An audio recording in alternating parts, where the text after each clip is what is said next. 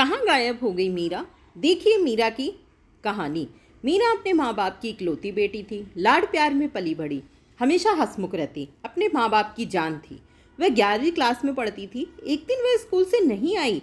उसकी मम्मी उसका खाने पर इंतजार कर रही थी। रोज उसकी स्कूटी की आवाज़ आ जाती है, लेकिन आज खाना टेबल पर लग गया। आधा घंटा ज़्यादा हो गया, लेकिन स्कूटी की कोई आवाज़ नहीं आई।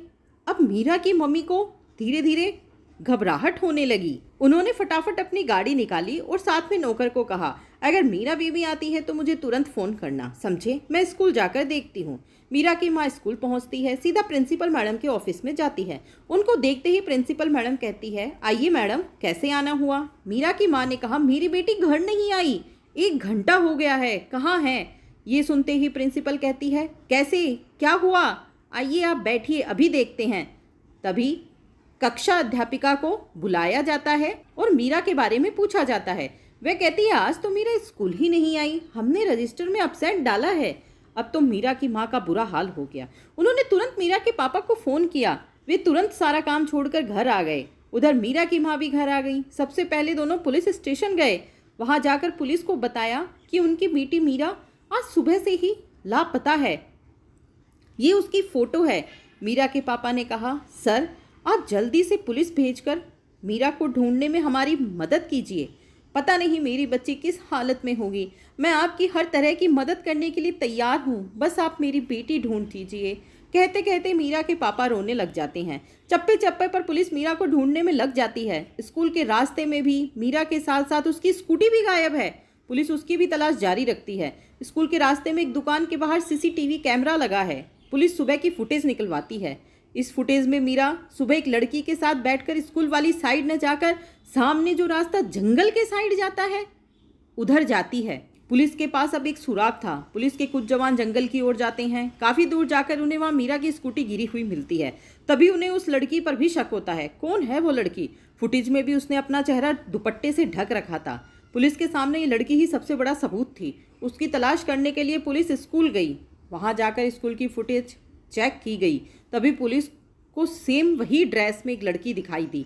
टीचर को बुलाकर पूछा गया, तब पता चला कि ये मीरा की फ्रेंड है। ऑफिस से उस लड़की के घर का पता लिया गया। पुलिस उसके घर पहुंची। वो घर पर नहीं थी। कहाँ गई उसके मम्मी पापा को भी नहीं पता था।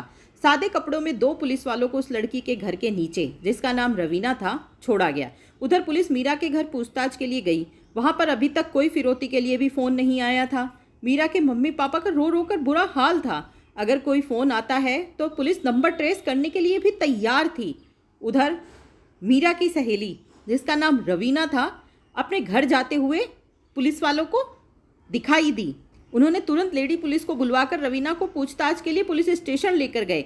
पूछताछ करने पर कई देर तक तो वह झूठ बोलती रही, लेकिन पुलिस के सामने कब तक झूठ टिकता। आखिर उसने सच बोलना शुरू किया। मेरा नाम रवीना है, मैं 11वीं कक्षा में पढ़ती हूँ। मेरी मुलाकात मीरा से 2 महीने पहले हुई। वह पैसे वाले घर से है, ये सब जानते हैं। मैंने भी अपने दोस्तों की बातों में आकर उससे झूठी दोस्ती का हाथ बढ़ाया और हम दोनों दोस्त बन गए। हमारी क्लास के दिलीप और श्याम मेरे पहले से ही दोस्त थे। उनके कॉन्टैक्ट ऊपर तक हैं। उनकी नज़र मीरा पर पहले से थी, लेकिन मीरा ऐसे लड़कों से दूर रहती है। इसलिए इन दोनों ने मुझे मीरा से दोस्ती करने के लिए कहा। मैं उन दोनों की बातों में आ गई। मुझे इनके गंदे इरादों के बारे में नहीं पता था। धीरे धीरे मैं मीरा की अच्छी दोस्त बन गई। अब एक दिन श्याम ने मुझे कहा, कल स्कूल शुरू होने से पहले तुम मीरा को लेकर इधर जंगल में आ जाना, हम यहीं इंतजार करेंगे। ये इंजेक्शन है, जैसे ही मीरा स्कूटी को जंगल में रोके लगा देना, वह बेहोश हो जाएगी। आगे हम देख लेंगे। फिर तुम फौरन स्कूल चली जाना, किसी को तुम पर शक नहीं होगा, समझी? मैंने उनके कहे अनुसार किया। अगर मैं उनकी बात नहीं मानती तो वे मुझे बदनाम कर देंगे, ऐसी धमकी उन्होंने मुझे दी। अब पुलिस सब समझ चुकी थी। बिना देर किए हुए पुलिस वाले साथ में डॉग्स को लेकर चारों ओर जंगल में चलने लगे। काफ़ी दूर जाने के बाद उन्हें वहाँ उजाड़ में एक घर मिला। पुलिस अंदर गई। वहाँ सौदेबाजी चल रही थी। पुलिस ने सबको धर दबोचा। श्याम और दिलीप भी पकड़े गए। मीरा के साथ साथ और लड़कियों को भी आज़ाद करवाया गया। पुलिस मीरा को लेकर घर पहुंची। मीरा को देखते ही उसके मम्मी पापा ने उसे अपने गले से लगा लिया। पुलिस का धन्यवाद किया और मुजरिमों को सख्त से सख्त सजा देने के लिए कहा। मीरा को उसके मम्मी पापा ने समझाया, ऐसे ही किसी पर इतना यकीन नहीं करना चाहिए कि मम्मी पापा को बिना बताए कहीं भी चलने के लिए हाँ कह दो। मीरा बेटा, आगे से ध्यान रखना, अपनी सुरक्षा अपने हाथ।